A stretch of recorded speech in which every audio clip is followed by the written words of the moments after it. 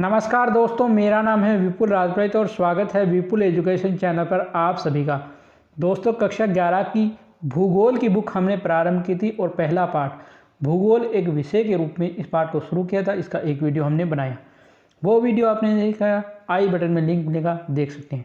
आज हम इसका वीडियो नंबर 2 लेके आए हैं। चलिए शुरू करते हैं आज की कक्षा। तो देखिए, आज हम सबसे पहले देखेंगे कि जो भूगोल की 2 शाखाएं हैं, भौतिक भूगोल और मानव भूगोल, इसकी अलग अलग कौन कौन सी शाखाएं होती हैं। तो देखिए, भौतिक भूगोल के अंतर्गत अलग अलग शाखाएं बताई गई है।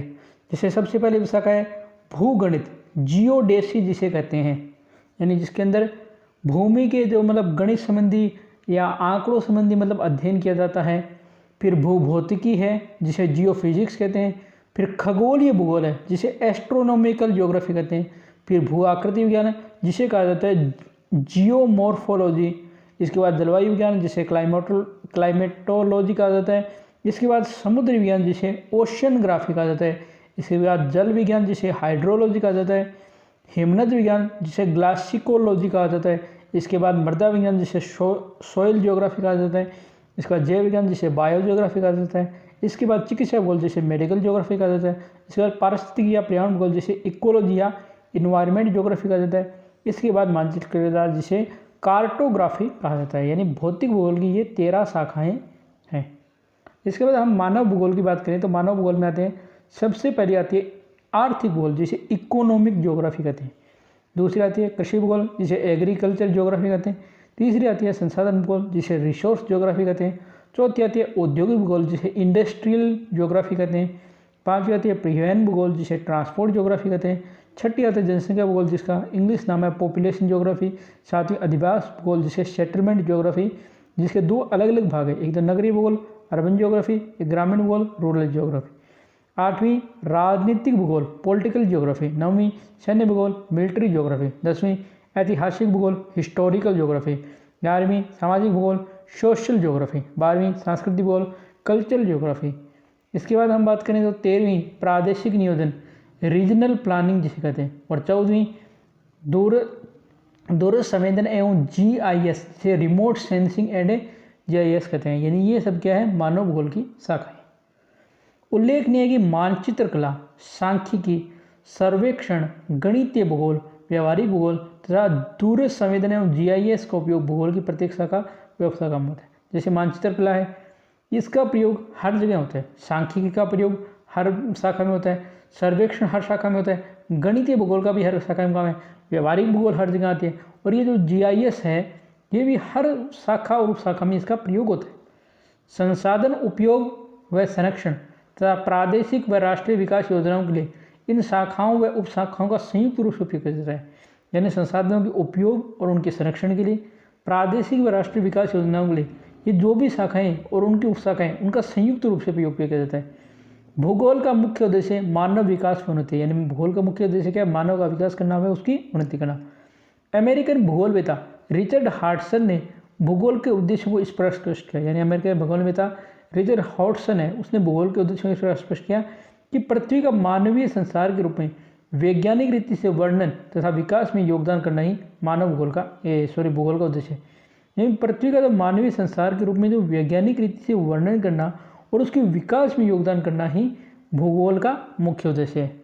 इसके बाद हम भौतिक भूगोल के अर्थ, परिभाषा, विषय वस्तु और विषय क्षेत्र की बात करते हैं। तो देखो, भौतिक भूगोल को भूगोल की मुख्य शाखा के रूप में माना जाता है। यानी जो भौतिक भूगोल है, ये भूगोल की मेन जो ब्रांच है वो है। भौतिक भूगोल के तथ्य एवं सिद्धांत संपूर्ण भूगोल विज्ञान के आधार अध्ययन के सारभूत है। यानी भौतिक भूगोल के जो भी तथ्य हैं, उसके जो भी सिद्धांत है, वो भूगोल विज्ञान के जो अध्ययन है इसका सारभूत है। भूगोल एक सतत प्रगतिशील विज्ञान है। भूगोल ये एक लगातार चलने वाला और प्रगतिशील यानी आगे बढ़ने वाला, नई नई खोजें करने वाला विज्ञान है। पिछले अर्ध शताब्दी में भौतिक भूगोल के विभिन्न क्षेत्रों में अनेकानेक अनुसंधानों, अन्वेषणों तथा शोध के कारण नवीन जानकारी तथा नवीन तथ्य प्राप्त हुए। यानी जो भौतिक भूगोल है, इसके जो पिछली आधी शताब्दी है, उसमें भौतिक भूगोल के अलग अलग जो अनुसंधान यानी खोजें हुई, अन्वेषण हुए, शोध के कारण जो नवीन जानकारी और नए तथ्य भी प्राप्त हुए हैं, जिनसे भूगोल के जो क्षेत्र है इसमें क्रांति आई है। उदाहरणतः भू आकृति विज्ञान के क्षेत्र में पृथ्वी की उत्पत्ति, यानी जो भू आकृति विज्ञान है इसके क्षेत्र में पृथ्वी की उत्पत्ति होना, भूपटल का निर्माण होना यानी भूमि के पटल का निर्माण होना, स्थल रूपों तथा स्थलाकृति की उत्पत्ति तथा भू आकृति उपक्रमों के रूप में प्रतिस्थापित हो सके, यानी जो भूपटल के निर्माण में स्थल रूपों तथा स्थलाकृति उपस्थिति है तथा भू आकृति उपक्रमों के रूप में इसकी क्या है प्रतिस्थापना भी हो सके, जिसके माध्यम से पृथ्वी के आंतरिक भाग की संरचना यानी जो पृथ्वी के आंतरिक भाग की जो संरचना है, महाद्वीपों या महासागरों में उत्पत्ति है, जो महाद्वीप और महासागरों में उत्पत्ति है, पर्वत निर्माण की प्रक्रिया यानी जो पर्वत निर्माण की प्रक्रिया है, ज्वालामुखी भूकंप यानी जो ज्वालामुखी और भूकंप आदि अनेक भौगोलिक परिघटनाओं संबंधित अनुत्तरित प्रश्नों का समाधान एवं रहस्यों पर से पर्दा उठना संभव है, यानी जो ज्वालामुखी भूकंप आदि इनसे जो भौगोलिक परिघटनाएं इनसे संबंधित जो अनुत्तरित यानी ऐसे प्रश्न जिनका कभी उत्तर नहीं मिला उनका समाधान और रहस्यों से पर्दा उठना भी संभव हो सका है। वायुमंडल एवं अंतरिक्ष के विषय में भी नए तथ्य और जानकारी प्रकाश में है, जो बाह्य वायुमंडल है और अंतरिक्ष है इसके विषय में भी नए नए तथ्य और जानकारियाँ मिल रही है। भूगोल के दो मुख्य पक्ष है, यानी भूगोल की क्या है दो मुख्य पक्ष है, एक भौतिकी और एक प्राकृतिक वातावरण या मानव। किसी भी विज्ञान की उन्नति का एक प्रमाण उसके उपक्षेत्रों और विशेष अध्ययन के विकास भी होता है, यानी कोई भी विज्ञान है उसकी उन्नति का प्रमाण क्या एक तो उसके जो उपक्षेत्र है उपशाखाएं तथा जो विशेष अध्ययन है उनसे होता है। इस दृष्टि से आधुनिक भूगोल इसका अपवाद नहीं है, यानी जो मॉडर्न ज्योग्राफी है इसका अपवाद नहीं है। अध्ययन की सुविधा तथा विषय के विस्तार को ध्यान में रखते हुए भूगोल की दो स्पष्ट उपक्षेत्र या शाखाएं विकसित हुई, यानी जो अध्ययन की सुविधा या विस्तार को ध्यान में रखते हुए भूगोल की दो स्पष्ट उपक्षेत्र या शाखाएं विकसित हुई है, जो वर्तमान में एक तो भौतिक भूगोल है और एक है मानव भूगोल है। एक और भौतिक वातावरण के तत्व मानव को प्रभावित करते हैं, यानी भौतिक बल में क्या है भौतिक वातावरण के तत्व मानव को प्रभावित करते हैं।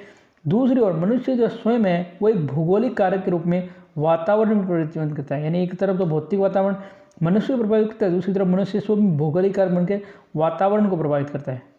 पृथ्वी एवं मानव दोनों ही गतिमान एवं परिवर्तनशील है, पृथ्वी और मानव दोनों गतिमान एवं चलते रहते हैं, वो परिवर्तनशील भी है।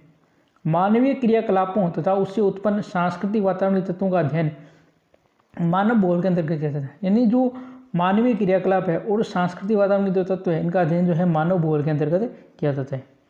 लेबोक के अनुसार जीव और उसकी भौतिक वातावरण के संबंधों का अध्ययन भूगोल की विषय वस्तु है, यानी लेबोक ने क्या कहा कि जो जीव और उसकी जो भौतिक वातावरण के जो संबंध है इनका अध्ययन ही जो है भूगोल की विषय वस्तु है तथा भौतिक वातावरण का अध्ययन भौतिक भूगोल है, यानी जो भौतिक वस्तुओं के संबंधों का अध्ययन है भूगोल की विषय वस्तु है और भौतिक वातावरण का अध्ययन क्या है भौतिक वातावरण का अध्ययन क्या है भौतिक भूगोल है। तो अगली क्लास होगी तो उसमें हम जो है भौतिक भूगोल का अर्थ व परिभाषाएं पढ़ेंगे। ठीक है दोस्तों, तो यह था आज की क्लास आपको कैसे लगी कमेंट करके जरूर बताना। वीडियो को लाइक करना शेयर करना नहीं भूलें।